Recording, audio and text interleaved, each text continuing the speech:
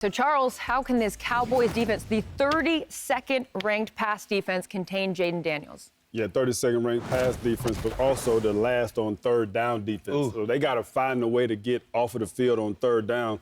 And I think that one of the things that they have to do on third down, because Jalen is so good at picking up, first downs on third down with his legs, is I think you got to have a spy. I think you need a linebacker like Kenneth Murray, or you need Donovan Wilson, the safety, to be a guy that keeps an eye on him on third down. So when the play breaks down and he gets ready to scramble, you have one of those guys that can run. You know what I'm saying? Linebackers and safeties can run with the quarterback. You got to get him down on third down. If these guys can't get off the field, right? We already understand what you just mentioned with them being last in passing defense. It's a long day for that secondary. And also, so no Trayvon Diggs today either. He was out with a concussion and already depleted secondary. So some guys got to step up. So, Commanders, second in the league in rushing. How are they getting it done?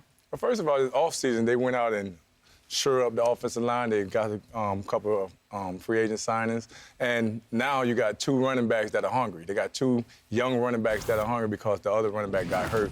And Austin Eckler got hurt, yeah. As soon as somebody get hurt, like back at the University of Miami, when somebody got hurt, we'll be like, yo, bad. Because my turn. It's opportunity. Get to eat. Like y'all was cutthroat down there in Miami. Yeah, man, you know what it's about. And that young rookie, Bill Krosky-Merritt, what he's able to do. What do you like about his game? You see the hunger in him. You see hunger, and he's very appreciative. You know, you see somebody like him that's going out there playing. He has somebody like Chris Rodriguez breathing down his back, waiting on the opportunity. So you have like a friendly competition, and you actually thrive off each other. Yeah, I would like that. Both coming off losses. Who do you like in this one? I like the Commanders. I think this is a game where Jayden Daniels reminds the NFL why he was the Offensive Rookie of the Year. Offensive Rookie of the Year right there. Of the year. And also, you know, Jayden Daniels loves playing against the Cowboys. He's got 15 touchdowns, 2 interceptions against the Cowboys. And then also, the other side is both these defenses are kind of in a struggle, kind of trying to find they're in a limbo. But I always count on Dan Quinn. I played against him a bunch. Their defense are always on a line. They always play well. And they're averaging 3 sacks a game. They haven't had 3 sacks a game since 1991. You know what they did in 1991? What'd they do? They won a Super Bowl in 1991. So they got some defensive mojo going. But when you look at this Commanders team, you're not worried. There's no Debo in this one. There's no Terry McLaurin. No, this is why you drafted Jayden Daniels. This is...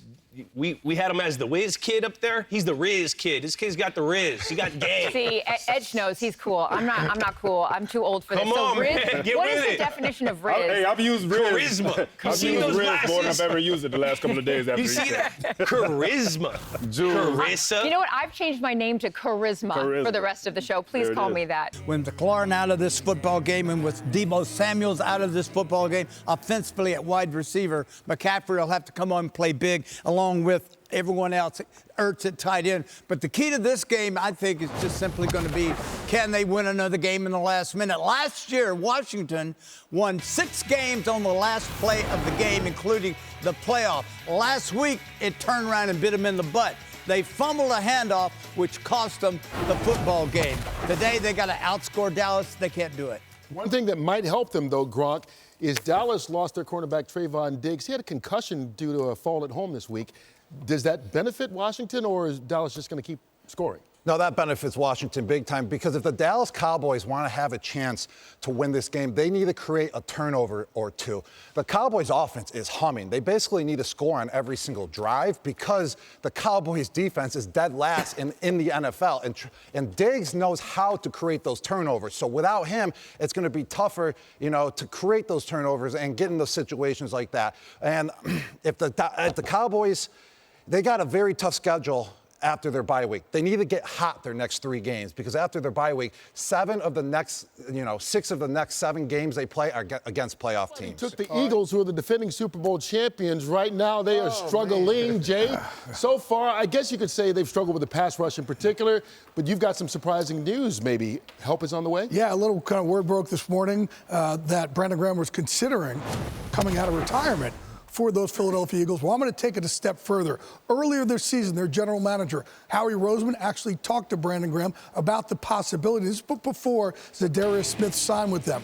Well, he started working out, seeing if he could do it, and then this past week, Zadarius Smith were tired.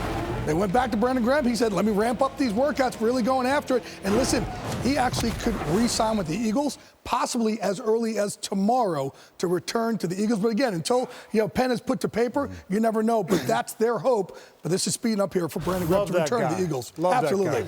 Still young. Well, 33. He's 33. Yeah, well, he's a great locker room guy for that team as He's well. a physical defensive end, so the speed was never really the thing. Yeah, and I think for Philly, they're at a crossroads on offense. And they're going to have to deal with Brian Flores' zone blitz scheme, which is something he's struggled with. Their run-pass reads are rudimentary.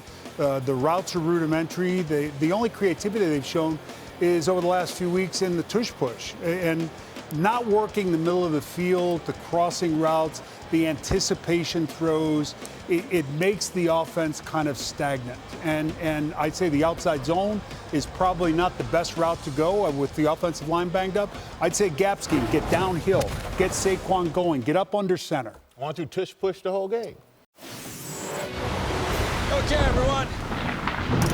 It's safe to say our NFC East ship is off course. No, it's fine. The Eagles will lead us through this storm. Everyone knows that when the NFL seas get rough, you just follow the birds. You've lost 2 in a row. Who's counting? Literally everyone. Hey, we're all coming off losses. Not all of us. I'm the king of the world! That's the happiest 2-4 team I've ever seen. Scatterboo! Now enough of this, right? The Cowboys shall helm the NFC East. After all, our offense is a well-oiled machine led by a savvy group of veterans. And your defense? We traded it to Green Bay. Okay, if anyone is leading this ship, it should be us. After all, we are named the Commanders. That's peculiar because everyone remembers you by that other problematic name. I know, Washington football team. Yikes. The Commanders can't lead the NFC East. Your season's been more up and down than the ocean. Let us, the New York Giants, captain the NFC East. You? Hogwash! The Giants are too young and naive to lead this division. No, we're not. Ooh, let's ask TikTok. What? What's up, Talk? It's the Dart Man. I'm on a boat. All right, listen up, everyone. We are the NFC East. Let us trust this NFLC to lead us where she wants. Yeah! Iceberg!